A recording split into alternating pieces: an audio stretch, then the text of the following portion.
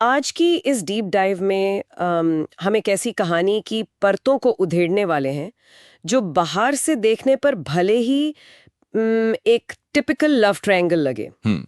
लेकिन असल में मतलब हमारे पास जो नोट्स और एनालिसिस हैं उनके हिसाब से ये इंसान के दिमाग के सबसे डार्क कोनों का एक साइकोलॉजिकल मैप है। बिल्कुल। और साल 2002 की उस मशहूर रोमांटिक थ्रिलर हमराज। हाँ हमराज, तो उसके सिर्फ प्लॉट्स पर बात नहीं करेंगे हम आज, बल्कि उन इंसानी कमजोरियों पर फोकस करेंगे जो इस कहानी को चलाती हैं। सही कहा। प्यार, लालच और धोखे का एक ऐसा कॉकटेल जहां एक सीधा साधा दिखने वाला इंसान भी दिमाग के ऐसे खेल खेल सकता है जिसकी कल्पना भी नहीं की जा सकती। और ये विश्वास और साजिश के बीच लड़ी गई एक ऐसी जंग है जहां दांव पर सिर्फ पैसा नहीं बल्कि पूरी इंसानियत लगी है ना? 100%। इस कहानी का जो सबसे दिलचस्प पहलू उभर कर सामने आता है वो ये है कि कैसे बहुत ज्यादा महत्वाकांक्षा या लालच इंसान के मॉरल कंपस को, मतलब उसकी नैतिकता को। हाँ, उसकी नैतिकता को पूरी तरह से खत्म कर देता है। जब प्यार का इस्तेमाल एक ढाल या हथियार की तरह होने लगे तो उसके मनोवैज्ञानिक परिणाम बहुत ही भयानक होते हैं। हम अक्सर मान बैठते हैं कि जो विलन होते हैं वो देखने में ही क्रूर या डरावने होंगे। उनके चेहरे पर कोई खौफनाक भाव होगा। बिल्कुल। लेकिन ये एनालिसिस हमें बताती है कि असल जिंदगी के मास्टरमाइंड अक्सर बहुत ही चार्मिंग, करिश्माई और हाँ, आपके सबसे करीबी लोग हो सकते हैं। हाँ, वो आपके सपनों का इस्तेमाल आपके ही खिलाफ करना बखूबी जानते हैं।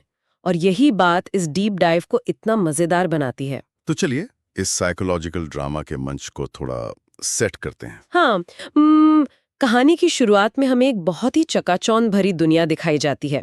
न्यूजीलैंड का एक शानदार लाइव कॉन्सर्ट चल रहा है। स्टेज पर बेहतरीन रोशनी है, भीड़ है। और वहाँ करण और प्रिया नाम के दो संघर्षरत लेकिन बेहद प्रतिभाशाली कलाकार परफॉर्म कर रहे हैं।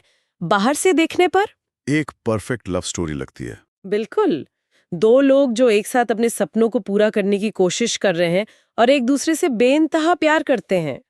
पर स्क्रिप्ट के इस हिस्से पर थोड़ा गहराई से गौर करें तो हमें करण के व्यक्तित्व का एक बिल्कुल अलग ही रूप दिखाई देने लगता है। मतलब उसका डार्क साइड। हाँ, करण का किरदार सिर्फ एक स्ट्रगलिंग आर्टिस्ट का नहीं है। उसके दिमाग का अगर विश्लेषण किया जाए तो उसकी भूख सिर्फ नाम कमाने की नहीं है। तो क्या है? वो एक ऐसी महत्वाकांक्षा का शिकार है जो किसी भी कीमत पर और रातों रात अमीर बनना चाहती है। उसके लिए अपनी कला या अपने प्यार से कहीं ज्यादा अहमियत पैसे की है। वो बहुत ही कैलकुलेटिव इंसान है। जब इंसान के अंदर शॉर्टकट से सफलता पाने की इतनी तीव्र इच्छा होती है तो वो हर रिश्ते को, हर जज्बात को सिर्फ एक सीढ़ी की तरह देखने लगता है। और करण का यही लालच आगे चलकर उस दीमक का काम करता है जो हर भरोसे को खोखला कर देगा। पर यहाँ मुझे एक बात खटक रही थी। कौन सी बात? अगर करण को सिर्फ पैसा ही चाहिए था तो वो खुद मेहनत कर सकता था। लेकिन कहानी में एक नया मोड़ तब आता है जब राज सिंघानिया की एंट्री होती है। राज एक बहुत ही अमीर, ठहरा हुआ और सच्चा इंसान। हाँ, वो उसी कॉन्सर्ट में आता है और प्रिया को स्टेज पे परफॉर्म करते हुए देखता है। कहानी के नोट्स बताते हैं कि राज को प्रिया से पहली ही नजर में प्यार हो जाता है। और ये कोई ऐसा आकर्षण नहीं है जो सिर्फ भारी खूबसूरती से जुड़ा हो। बिल्कुल नहीं, इसमें एक बहुत ही गहरी मासूमियत और सच्चाई है। लेकिन यहाँ सबसे अजीब बात करण का रिएक्शन है। कोई भी आम आशिक अगर किसी अरबपति को अपनी गर्लफ्रेंड के आसपास मंडराते देखेगा तो वो इनसिक्योर हो जाएगा। हाँ, उसे दूर ले जाने की कोशिश करेगा। पर करण ऐसा नहीं करता। क्योंकि करण का दिमाग एक आम प्रेमी की तरह काम ही नहीं कर रहा है।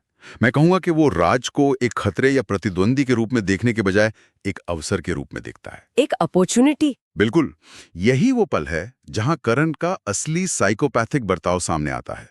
एक सामान्य इंसान भावनाओं से सोचता है, लेकिन करण पूरी तरह से ट्रांजैक्शनल माइंडसेट में है।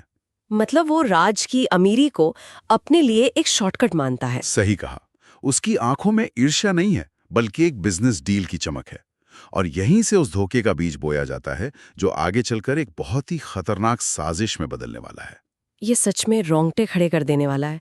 मतलब करण एक ऐसा मास्टर प्लान बनाता है जो किसी भी इंसान की सोच से परे हो सकता है। वो अपनी ही प्रेमिका प्रिया से कहता है कि उसे राज से प्यार का नाटक करना है, राज से शादी करनी है, और फिर शादी के कुछ समय बाद उसे तलाक देकर उसकी आधी संपत्ति को एलिमनी के रूप में हड़प लेना है।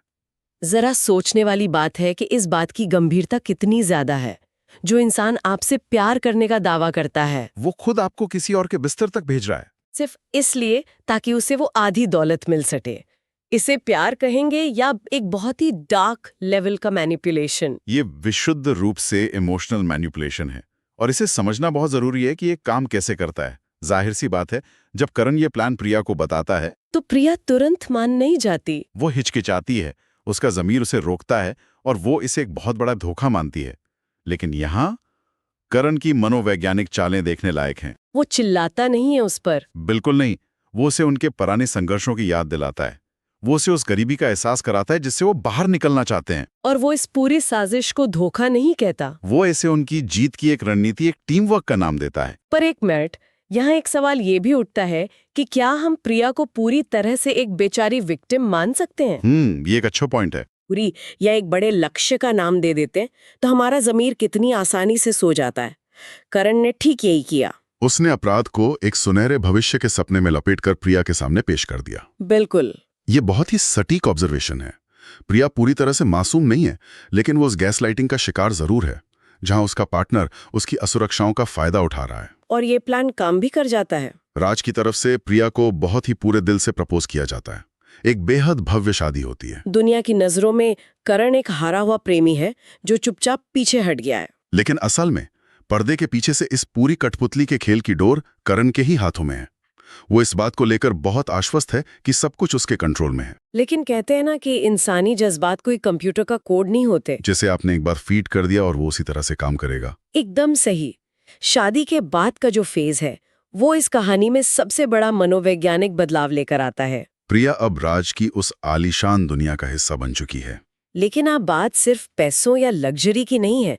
राज उससे जो प्यार देता है, जो सम्मान लेता है, और सबसे बड़ी बात, राज का उस पर जो अंधा विश्वास है। हाँ, वो विश्वास प्रिया के अंदर के इंसान को झकझोर कर रख देता है। को निस्वार्थ प्रेम दे रहा हो तो जो कॉग्निटिव डिसोनेंस पैदा होता है वो बहुत तकलीफदेह होता है। प्रिया इसी दौर से गुजरती है। वो एक झूठ जी रही है, लेकिन राज की मासूमियत और सच्चाई देखकर उसके दिल में राज के लिए असली भावनाएं जागने लगती हैं। उसके अंदर एक बहुत ही गहरा अपराध बोध या गिल्ट पैदा होने लगता है। वो हर दिन अंदर से टूट रही है। और ये इंसानियत का वो फैक्टर है जिसे करण ने अपने मास्टर प्लान के एक्सेल शीट में गिना ही नहीं था। और प्रिया के इसी गिल्ट का सीधा असर करण की साइकोलॉजी पे पड़ता है। बिल्कुल।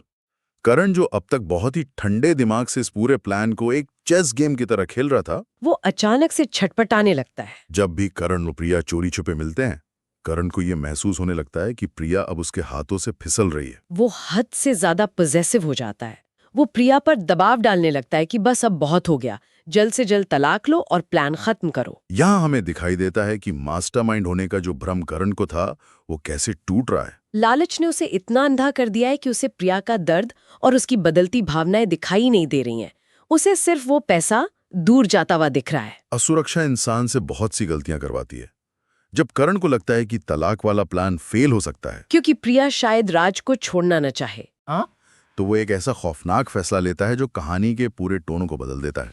उसे पता चलता है कि तलाक से तुरंत पैसा नहीं मिलेगा, लेकिन राज के नाम पर कई करोड़ों की एक लाइफ इंश्योरेंस पॉलिसी है। अब तक उनका प्लान सिर्फ पैसों की धोखाधड़ी तक सीमित था, लेकिन अब करण का नया फैसला होता है, तलाक नहीं बल्कि राज की मौत। ये वो पॉइंट है जहां इंसान अपनी नैतिकता की आखिरी हद को भी पार कर जाता है।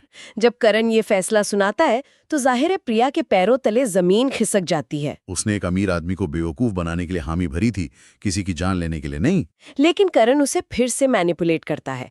वो कहता है कि अब हम इतनी दूर आ चुके हैं कि पीछे लौटने का कोई रास्ता ही नहीं बचा है। इस साइकोलॉजिकल ट्रैप को अगर हम रोजमर्रा की जिंदगी से जोड़ के देखें तो यह संक कॉस्ट फैलेसी का एक बहुत ही क्लासिक और क्रूर उदाहरण है। इस कॉन्सेप्ट को समझना इस कहानी के लिए बहुत अहम है। संक कॉस्ट फैलेसी वो स्थिति है जहां इंसान सोचता है कि उसने किसी काम में इतना समय, पैसा या अपनी ऊर्जा लगा दी है कि अब चाहे वो काम कितना भी नुकसानदेह क्यों ना हो जाए, वो उसे बीच में नहीं छोड़ सकता। यानी ये वैसा ही है जैसे आप कोई बहुत ही बोरिंग और खराब फिल्म देखने सिनेमा हॉल जाएं। हाँ, इंटरवल तक आपको समझ आ जाता है कि फिल्म एकदम बकवास है। आपका सिर दर्द होने लगा है, लेकिन आप उठकर बाहर नहीं जाते, ये सोच करके यार आप 500 रुपए की टिकट खरीद ही ली है और आधा टाइम बर्बाद कर ही दिया है। तो चलो पूरी देख लेते हैं। बस यहाँ फिल्म की टिकट की जगह किसी की जिंदगी दांव पर लगी है। करण इसी लॉजिक का इस्तेमाल करके प्रिया को मजबूर करता है कि वो इस हत्या की साजिश में उसका साथ दे, और वो उस खतरनाक प्लान को अंजाम दे भी देते हैं।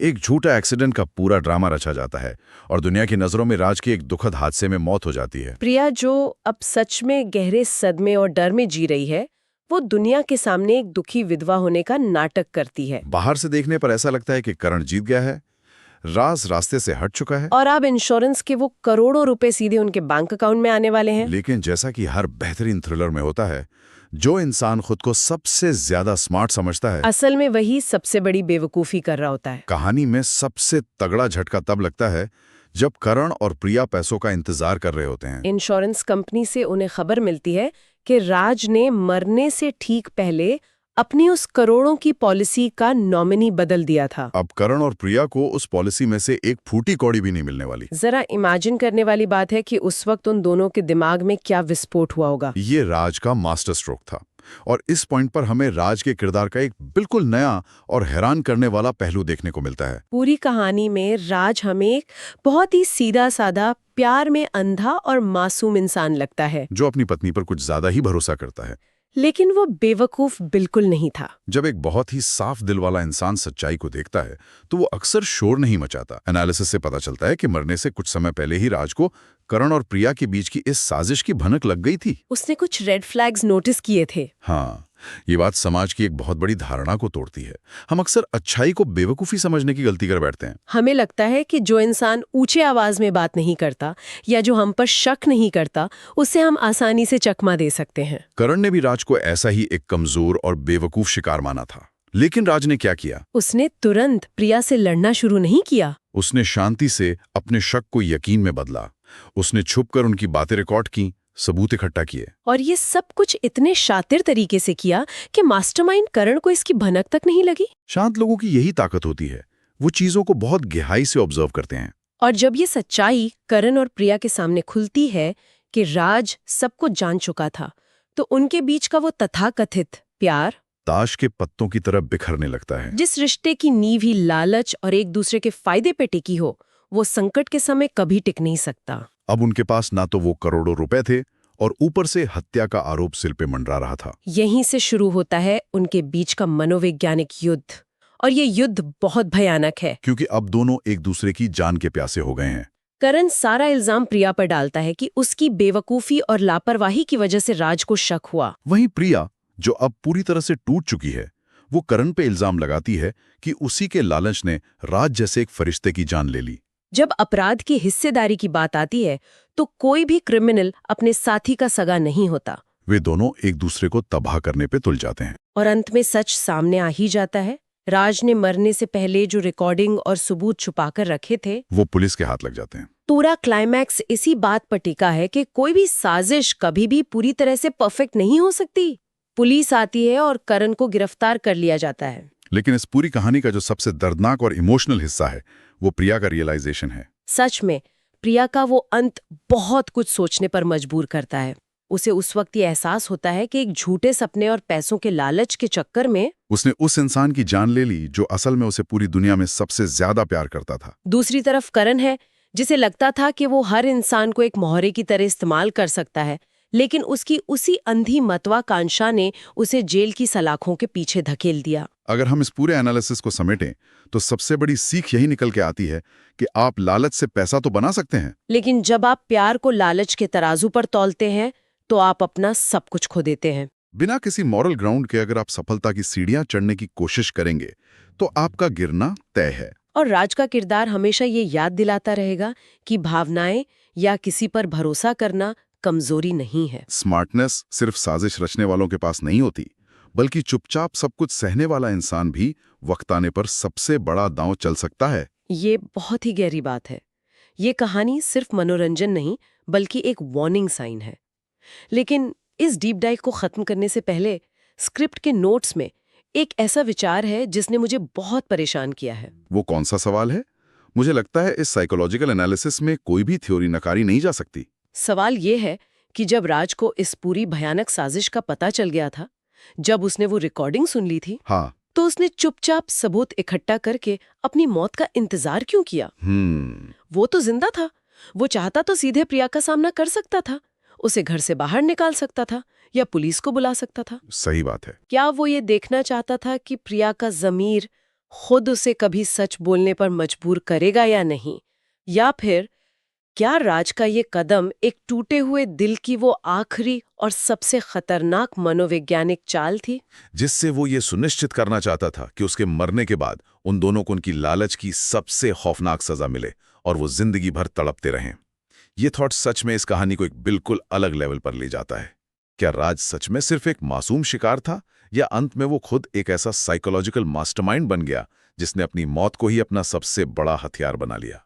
यही वो दुविधा है जो इंसान के दिमाग को समझने में सबसे बड़ी चुनौती है। ये एक ऐसा सवाल है जो किसी को भी इंसान की फितरत और प्यार की गहराई के बारे में सोचने पर मजबूर कर सकता है। बिल्कुल। इसी विचार के साथ आज की इस डीप डाइव को हम यहीं विराम देते हैं। सोचने और समझने के लिए बहुत कुछ है।